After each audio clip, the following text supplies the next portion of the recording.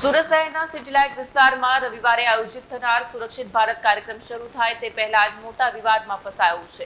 મહાત્મા ગાંધીના હત્યારા નથુરામ ગોડસેની તસવીર સાથેના પોસ્ટરો વાયરલ થતા જ સામાજિક અને રાજકીય વર્તુળોમાં તીખી પ્રતિક્રિયા સામે આવી. સુરતના સિટી લાઇટ સ્થિત મહેશ્વરી ભવન ખાતે શ્રી રામકૃષ્ણ સેવા સમિતિ દ્વારા એક વિશેષ કાર્યક્રમનું આયોજન કરવામાં આવ્યું હતું.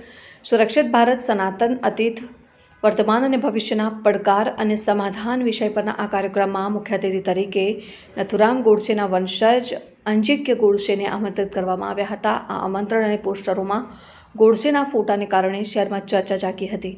કાર્યક્રમના પ્રચાર માટે સુરતના અનેક મુખ્ય માર્ગો પર મોટા હોર્ડિંગ્સ લગાવવામાં આવ્યા હતા. આ બેનરોમાં ગાંધીજીના હત્યારા નથુરામ ગોડસેની તસવીરને દેશભક્ત તરીકે રજૂ કરવાનો પ્રયાસ થયો હોવાનો આક્ષેપ કોંગ્રેસ દ્વારા કરવામાં આવ્યો હતો. આ દ્રશ્યો સામે આવતા જ ગાંધીવાદી વિચારધારા ધરાવતા લોકોમાં ભારે રોષ જોવા મળ્યો હતો.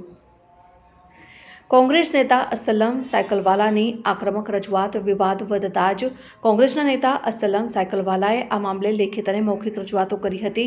તેમણે જણાવ્યું કે જે ધરતી ગાંધી અને સરદારની છે ત્યાં તેમના હત્યારાનું બહિમા મંડન કઈ રીતે સહન કરી શકાય.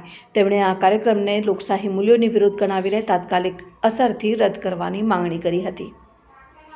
વહીવટીતંત્ર અને પોલીસની ભૂમિકા સામે સવાલો. અસલમ સાયકલવાલાએ વહીવટીતંત્ર ઉપર નિશાન સાધતા જ સવાલ ઉઠાવ્યો હતો કે શું પોલીસ અને પાલિકા તંત્રને આટલા મોટા પોસ્ટરો દેખાયા નથી. તેમણે આક્ષેપ કર્યો હતો કે તંત્ર આ મામલે જાણી જોઈને નિષ્ક્રિય રહ્યું છે. જ્યારે સામાન્ય જનતા કે ગરીબો પર કાર્યવાહી કરવાની હોય ત્યારે તંત્ર બહુ સક્રિય બને છે, તો અહીં કેમ ઢીલું વલણ અપનાવાયું. મ્યુનિસિપલ કોર્પોરેશનની કામગીરી પર પ્રહાર. કોંગ્રેસ નેતાએ સુરત મહાનગરપાલિકાની ઝાટકણી કાઢતા કહ્યું કે પાલિકાનું તંત્ર ગરીબોની લારી ગલ્લા હટાવવા માટે તો બહુ સક્રિય રીતે અગ્રેસર રહે છે, પરંતુ શહેરની મધ્યમાં લાગેલા આવા વિવાદાસ્પદ હોર્ડિંગ્સ હટાવવામાં કેમ મોડું કર્યું. તેમણે તંત્રને આ કાર્યક્રમ સામે કડક વલણ અપનાવવા અપીલ કરી હતી. આયોજક નરેન્દ્ર સાહુનો બચાવ અને ફેરફાર. ચારે બાજુથી ઘેરાયા બાદ આયોજક નરેન્દ્ર સાહુએ સ્પષ્ટતા કરી છે કે વિરોધને ધ્યાને રાખીને અમે તમામ વિવાદાસ્પદ પોસ્ટરો અને બેનરો હટાવી દીધા છે. તેમણે વધુમાં જણાવ્યું કે હવે કાર્યક્રમમાં નથુરામ ગોડસે અંગે કોઈ ચર્ચા કરવામાં આવશે નહીં અને માત્ર સનાતન મહાસંઘના સંસ્થાપક ડૉક્ટર ગૌતમ ખટ્ટર જ મુખ્ય વક્તા તરીકે હાજર રહેશે. ઉમરા પોલીસની મંજૂરી હજુ સુધી બાકી. આ વિવાદ એટલો વકરી ગયો છે કે ઉમરા પોલીસ મથક દ્વારા રવિવારના આ કાર્યક્રમને હજુ સુધી સત્તાવાર પરવાનગી આપવામાં આવી નથી. પોલીસ સૂત્રોના જણાવ્યા અનુસાર કાયદો અને વ્યવસ્થાની સ્થિતિને ધ્યાનમાં રાખીને નિર્ણય લેવામાં આવશે. વિવાદાસ્પદ પાસાઓ દૂર કર્યા બાદ જ આગળની કાર્યવાહી નક્કી થશે. બ્યુરો રિપોર્ટ, સત્ય ટીવી ન્યૂઝ, સુરત.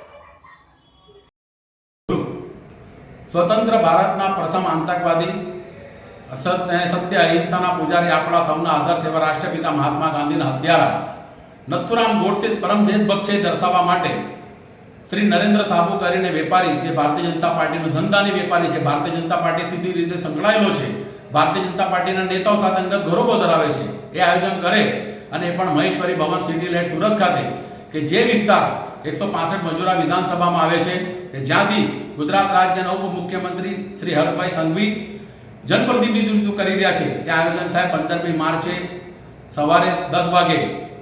એ બિલકુલ શર્મનાક છે. આની જાણ જ્યારે મને થઈ ત્યારે મેં 12 માર્ચના રોજ હર્ષભાઈ સંઘવીને ઈમેલ દ્વારા અને વોટ્સઅપ દ્વારા પણ આની વિનંતી કરી કે આવા કાર્યક્રમો તાત્કાલિક અસરથી રદ થવા જોઈએ.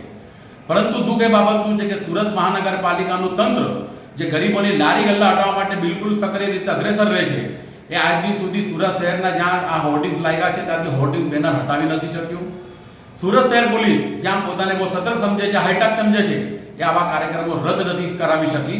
અને બંને વહીવટીતંત્ર ધૃતરાષ્ટ્રની ભૂમિકામાં છે, જાણે આ કાર્યક્રમને આંખ આડા કાન કરીને એમના આશીર્વાદ છુપા આશીર્વાદો કે આવા કાર્યક્રમ થવા જોઈએ. હું એ વહીવટીતંત્રને હર્ષભાઈ સાહેબને એક જ અપીલ કરું છું કે આજની યુવા પેઢી મહાત્મા ગાંધી અને સરદાર વલ્લભભાઈ પટેલ, કે જેમની જન્મભૂમિ અને કર્મભૂમિ ગુજરાત છે, એમના આદર્શો પર કઈ રીતે ચાલે આપણે શીખવવું જોઈએ. નહીં કે કટ્ટર કોમવાદી વિચારધારા ધરાવતા આતંકવાદી અને હત્યારા નથુરામ ગોડસેને પ્રેરિત થઈને એના આચરણ પર ચાલે એ શીખવવું જોઈએ. હું હજુ સૌ વહીવટીતંત્રને અપીલ કરું છું કે આવા કાર્યક્રમો તાત્કાલિક અસરથી સુરતમાં રદ થાય, ક્યારે ના થવા જોઈએ. અને જે આયોજક છે નરેન્દ્ર સાબુ, એની સામે કડકમાં કડક દાખલારૂપ કાર્યવાહી થવી જોઈએ.